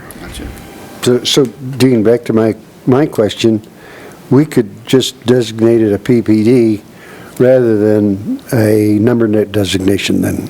Yes, it could be a plan development district and just be completely customized. But to Mr. Mays's point, if it was plan development district R3, that would tell everybody that the underlying zoning is R3, but then you could go into R3 and customize certain aspects of that to say instead of 75 feet, the height limit's 25 feet. Instead of a minimum setback of 25 feet from Beloit, the 14-foot is grandfathered in. Instead of requiring 28 parking spaces, we're going to require 20. Those types of things can be done with the plan development district that you can't do with this conventional Does Mr. zoning. Richardson's plan fall into 2.5 or 2.0? Honestly, I don't believe, certainly from a height perspective, and I mean, really the only plans I've illustrated to y'all today is to renovate the school and have, 14 units. So that's the plan as it exists. I'm just wondering, again, it makes it a lot easier for developers in the community, Brian Richardson or otherwise, if we're going to rezone, because bear in mind, this application is not from Brian, it's from the current ownership that wanting to do something with the property, and in order to do so, we feel like we need to consider rezoning. So if you all could give some thought to the things you can and can't, or you don't agree with relative to the bulk zoning regulation, R3 bulk zoning regulation, and say, the max we're going to go is R2.5. And we're not going to allow a height over 25 feet. And we want a setback that conforms with the rest of the neighborhood. And those kind of things, then that all gets laid out and done. The current owner says, yep, and then they take it to the market and it's known. There's none of this, it's contingent upon zoning and then what's next and what's next and what's next. And But you still have, I'm sorry, but Brian Richardson, you still have, he has an idea or a plan, or he's most interested right now. Is that right? Yeah. He's the only one interested? He has it under contract currently. He does have it. Yeah, he has it under control, contingent upon the ability to rezone it, because it's of no use to him Right. in R1. Right. Well, and first of all, I'd like to say that we understand that there's money involved in terms of because it gets really abstract really quick when you start, and no offense to anybody, but when you start talking about, hey, this would be an awesome park, this would be a great place for my kids to play, somebody owns it, and they pay taxes on it. And I can't afford to just have an empty lot for people to hang out on and pay taxes for and get the good vibes from. I mean, and anymore, it's a liability. Great. Then there's a liability, because then that's the biggest animal out there. Somebody breaks the leg, you get a lawsuit. There's a lot of factors. We're cognizant of that.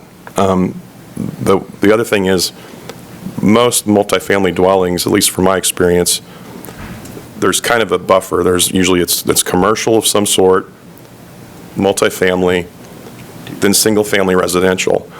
Where this property differs is it is literally surrounded by single-family residential.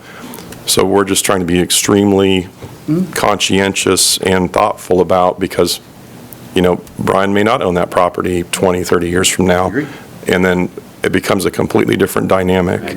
And we have to think in those terms as a commission. And I just wanted you to be aware we are aware of the financial factor and we don't expect you to just level it and make it a park. I mean, it's not realistic.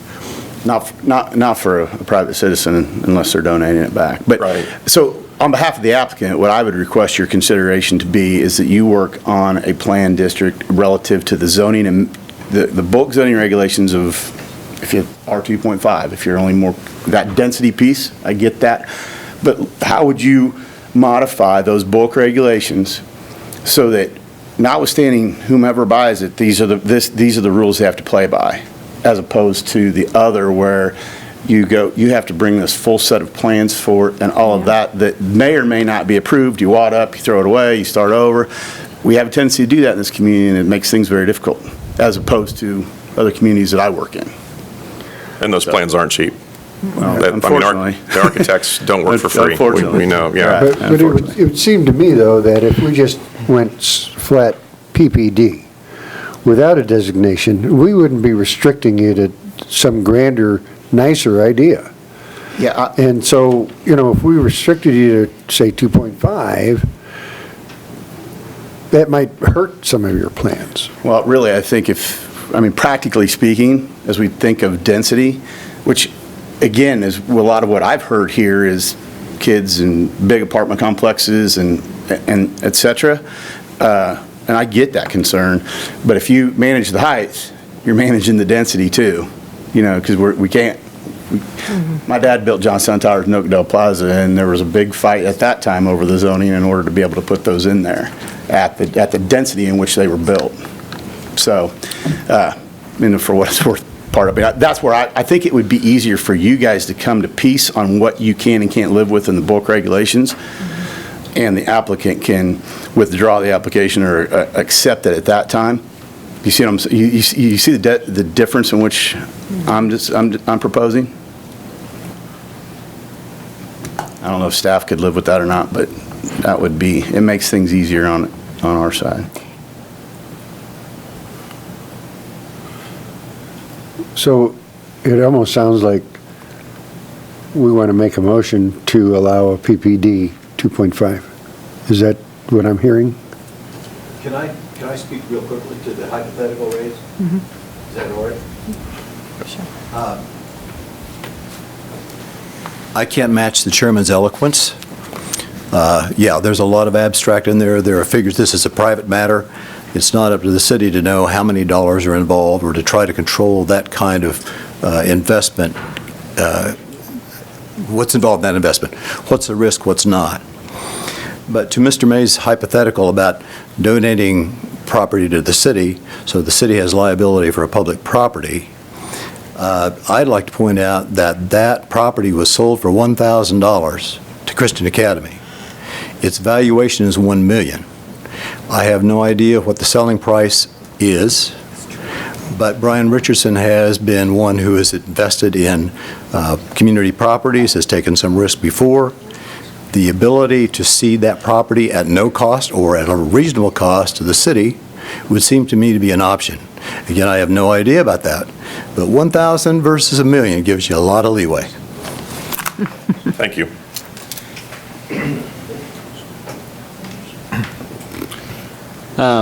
We don't think it's fair to the residents, to staff, or to commissioners to try to devise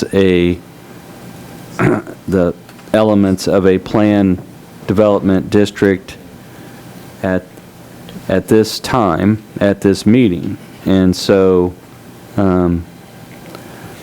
as I explained, under option 3, which is the option that involves creating a planned development district, and that motion would require us to work further with the applicant, come back with a recommended specific development proposal and parameters for that property that would be reviewed by you as a future meeting and would have an opportunity to be commented on by the neighborhood so they could see what those parameters are. And so the idea is that whatever those bulk regulations, those parameters, the densities are, that the neighborhood have an opportunity to know what those are and comment on them, and that you have an opportunity to know whether you are supportive or not supportive of that. But that requires coming back at a future meeting with more information than what we were able to provide for you today.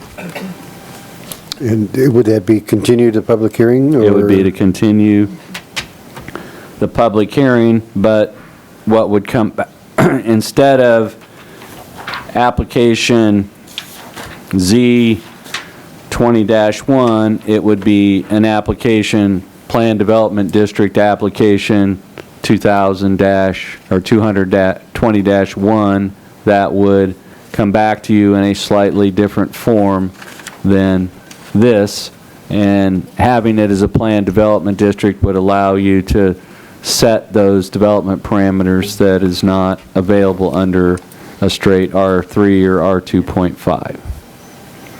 But there's no way to design a planned development district at this afternoon's meeting. We've heard a lot of guidance from neighbors and from commissioners about what things you'd like to see addressed, but the best thing to do would be to come back with an application that is an application for creation of a planned development district for this site, and then have opportunity for the neighboring property owners to respond to that.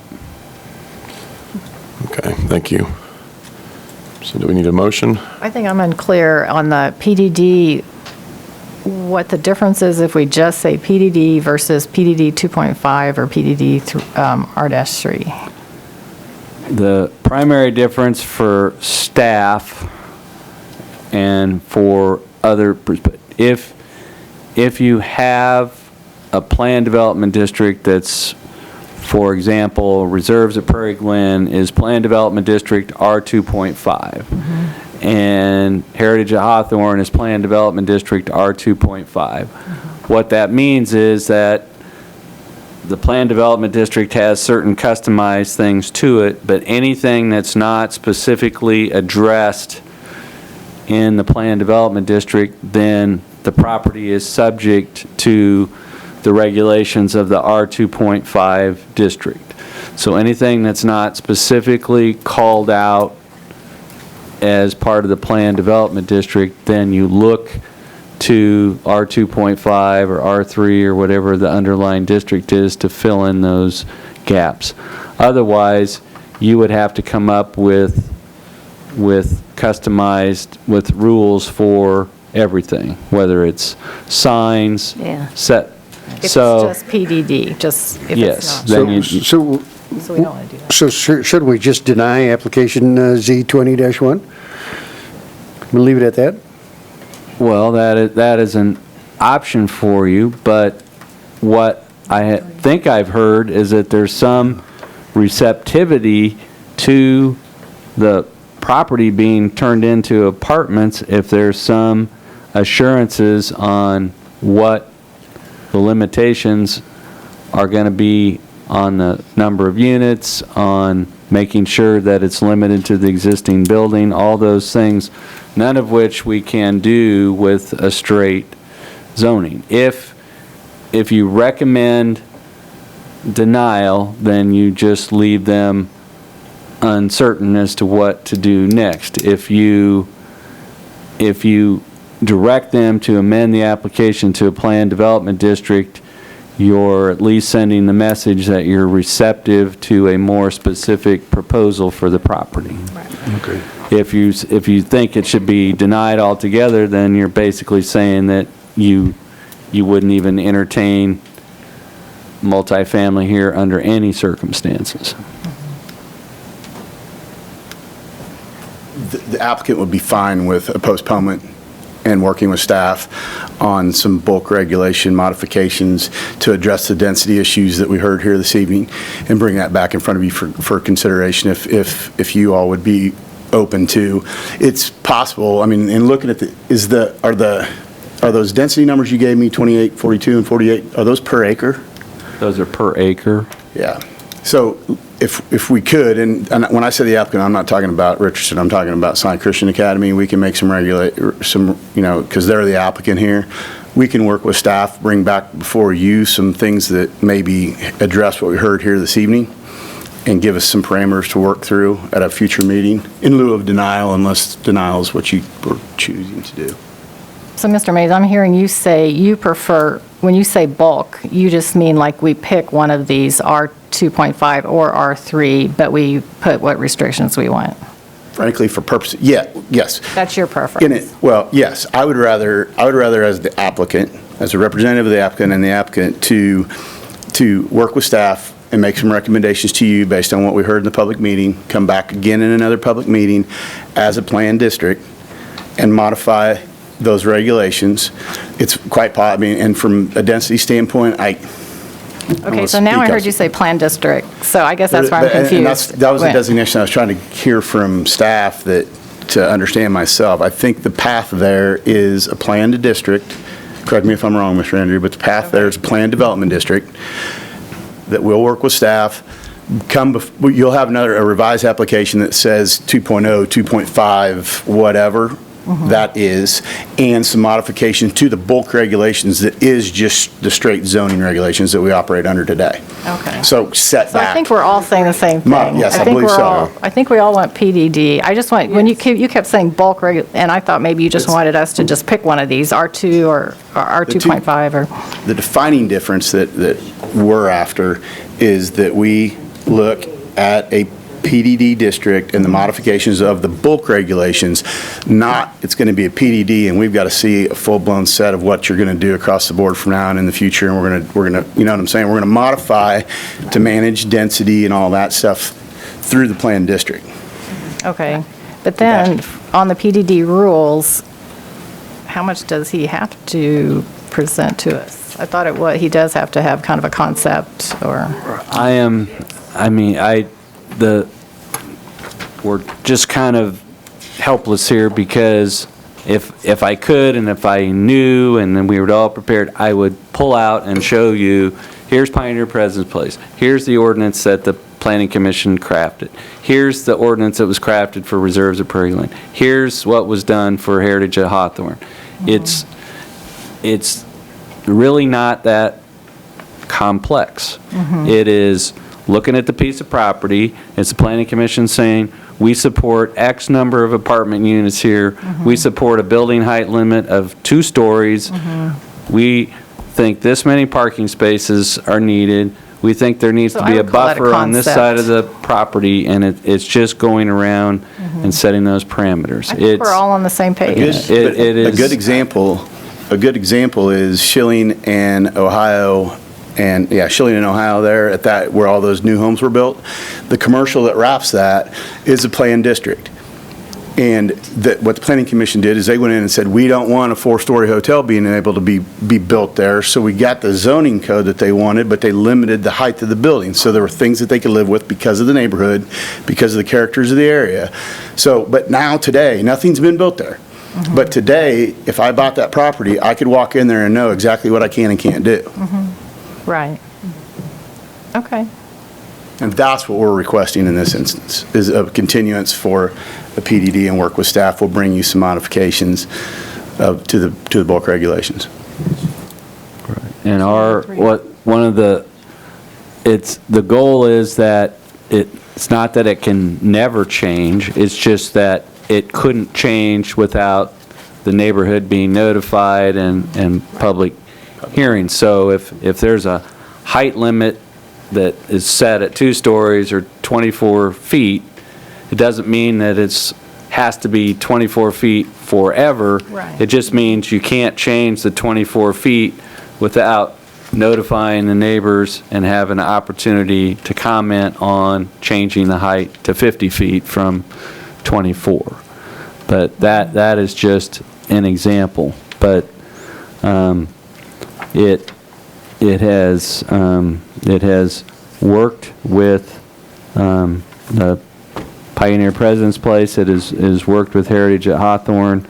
It can be done without being too open-ended, and it can be done without being too onerous. It's just to provide, it gives the developer the parameters to know what they can do, and it gives some predictability to surrounding neighbors to know that it can't be changed on a whim.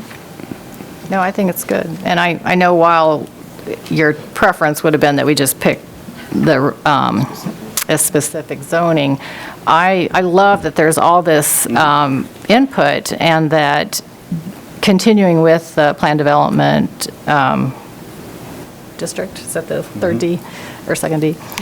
That does allow continued input, and so I think that's the best way to go. Now, whether it's 2.5 or 3, I think I'm leaning towards 2.5. I'm just leaning towards PDD. PPD. Not anything strict and specific. If yet. you ask that it be that was- resubmitted as a plan development district, we will simply coordinate with Mr. Mays and the owner applicant so that what you will understand, whatever comes back to you in a different form, they will decide what they want to bring forward. If they want to bring forward PDDR 2.5 or PDDR 2, or we'll cross that bridge when we work with them to bring the application back. But all you need to do at this point is say that you want to see it brought back in the form of a planned development district, and we can work with the applicant to come up with those parameters. I see. Are we ready for a motion? I think we're on the same page. Yeah, finally. Ready for a motion? Yeah. Number 3, to direct the applicant to resubmit their application as a planned development district, which would allow the planning commission to review a specific development proposal and site development plan for the property. Second it. It's been motioned and seconded. Those in favor, say aye. Aye. Aye. Opposed? Okay. That's good. All right. So for the benefit of those who are here in the public, we will be reconvening a similar meeting to this, but the difference is that we'll have a specific plan for this property that then we can respond to, and we'll be doing a mailing out in advance of the meeting when we have that. So the difference is when we do the mailing, we will have the specifics of what the plan is as part of our notification.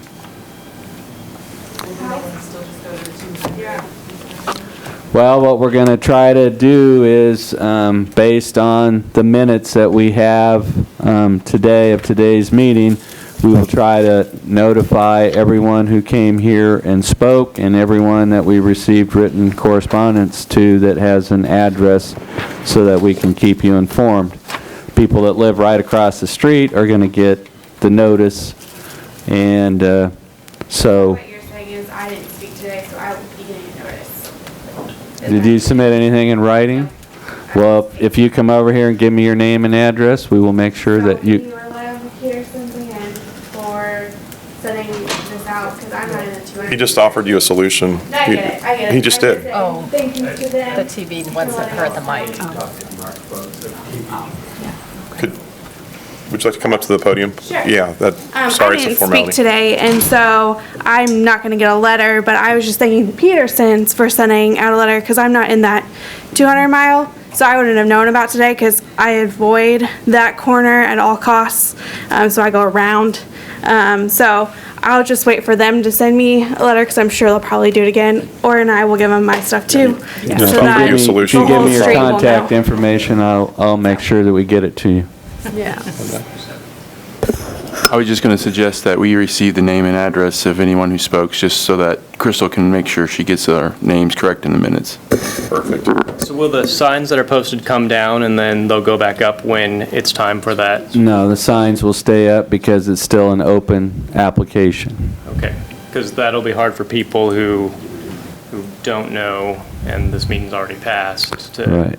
When I talk to people about how will we know, if we can't come to the meeting, how will we know what happened?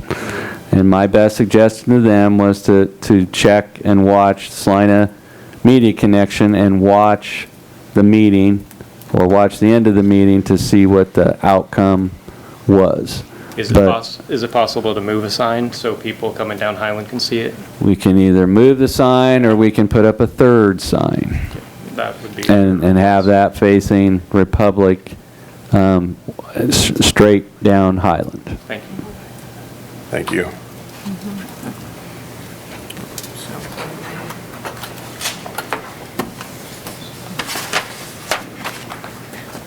But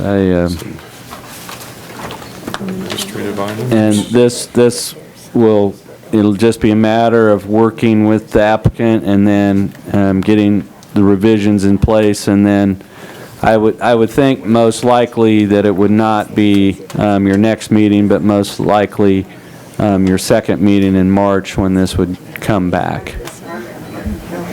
And so, as of now, we're looking to have a meeting on the 3rd of March. We're still, there is still a resolution, a final action or resolution of the proposed replat in the northern portion of Grand Prairie, and that will not come back to you until it's ready to come back and some additional information is provided by the applicant. And then we have already a case filed for the second meeting in March.